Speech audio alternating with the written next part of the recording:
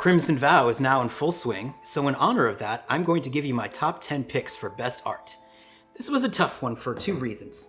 One being there's a lot of great art in the set and made the selection process pretty grueling, and the other being that the interwebs had little to no high-res scans of the pieces I wanted to show, so I had to wait to get the cards scanned myself, and considering my technologic struggles, the fact that I'm here to tell the tale amounts to no less than a miracle of biblical proportions.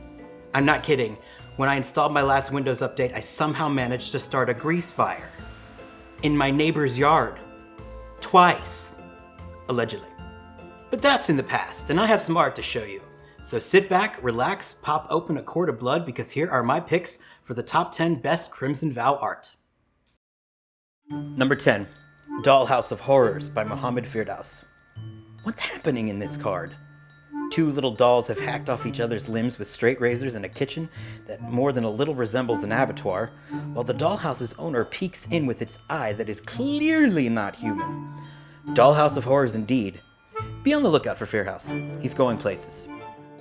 Number 9. Patchwork Crawler by Fesbra. Fesbra is another one to look out for, because his work is noticeable right out of the gate. This piece is truly horrific, with the scab looking at its reanimator while holding itself up with arms made of hands stacked upon one another. It's the horrors of Innistrad vintage style. And for those with a stronger constitution, check out my interview with Fesbra, linked in the show notes, where he gives us the actual story he concocted behind the piece. It veers into Pasolini style low in its levels of nightmare and despair. Number 8. Innocent Traveler, Malicious Invader by Cristi Balanescu. This little uncommon may be overlooked in the play department, but it certainly is not easy to ignore the artwork. We have what I believe captures the perfect mood of a European vampire and its lore. The foggy moors, the cloaked traveler, and for the first time, a reference to the mythology that vampires cannot enter unless being invited inside by the rightful owner. And from the looks of things here, being kind to your neighbor is not rewarded on Innistrad. Added bonus to the flavor text, which just serves to boost the artwork's narrative even further into a nightmarish scenario. Number 7. Brambleworm by Lars Grant West. Lars knows monsters, and his monsters, no matter how fantastic, always feel as though they could be real. The reason for this is that he likes to base his work from real-life animals, be they alive or extinct. They are always attached to our world, and that makes the monsters just more monstrous.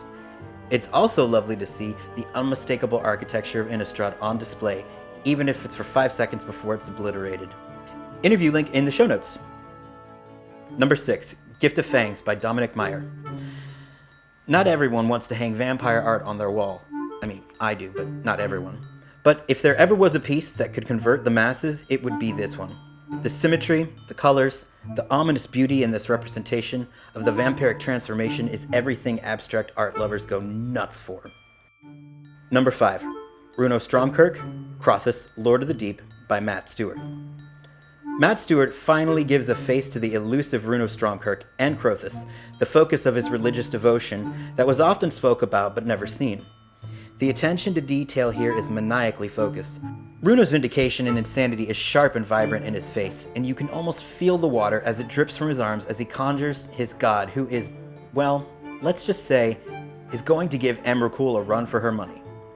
We can only hope that those two fight to the death, because if they don't, they could become friends, or, even worse, make babies. Interview link with Matt in the show notes. Number 4. Demonic Bargain by Sam Gay. Sam may not be related to Rebecca Gay, but she did study under her, and it clearly was time well spent. It's also hard to believe that she's only on her 3rd magic card, as her work feels like it could have been in the game for years.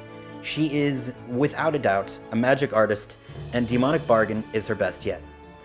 The stark beauty of this piece is in perfect contrast to the priest conjuring a demon through the vibrant pink blood dripping from her mouth, and the fact that the priest brings to mind how Mother Mary was depicted in paintings throughout history makes it extra sacrilegious.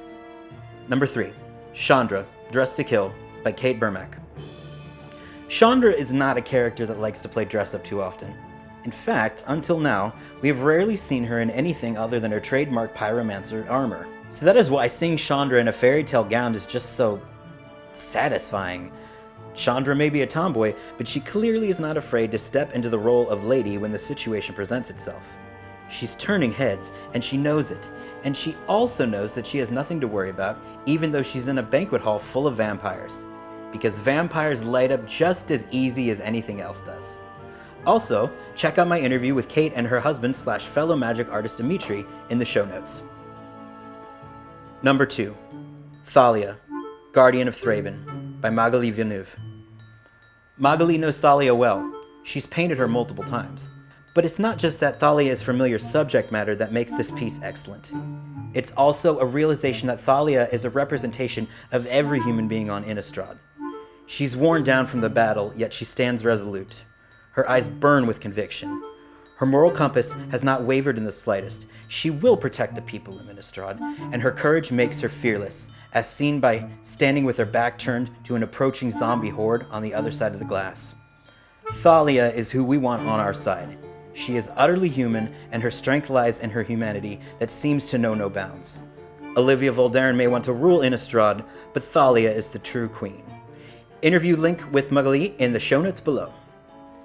And finally, the number 1 art of Crimson Vow is the official cinematic trailer.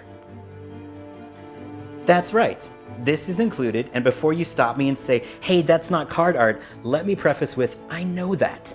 But this is the top 10 art of Innistrad Crimson Vow, not art cards, and trust me, this trailer is art. Not since the GOAT, that is the War of the Spark trailer, has magic been this riveting. Aside from the insane graphics and costumes, a truly impressive feat is that there is only one recognizable magic character here, and you do not find out who that is until past the halfway point. This is Olivia on full display, with an incredible design inspired by Martina Fechkova, who is now undoubtedly reigning vampire artist working in magic today. There is no doubt that Olivia is a soulless monster, but by God does she look good doing it. That being said, the fact we are forced to witness the slaughter of 2 beautiful youths for no other reason than Olivia wants to display her power and make a macabre cake topper seals Olivia as one of the big bads of magic.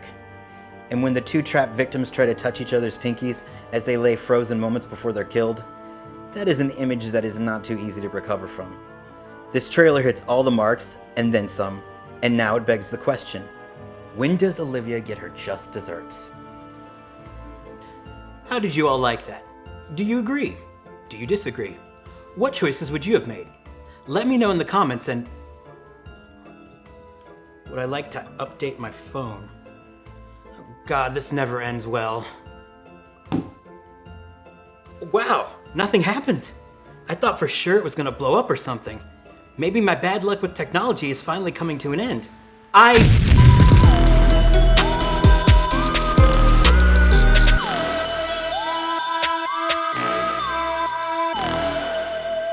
Bye-bye!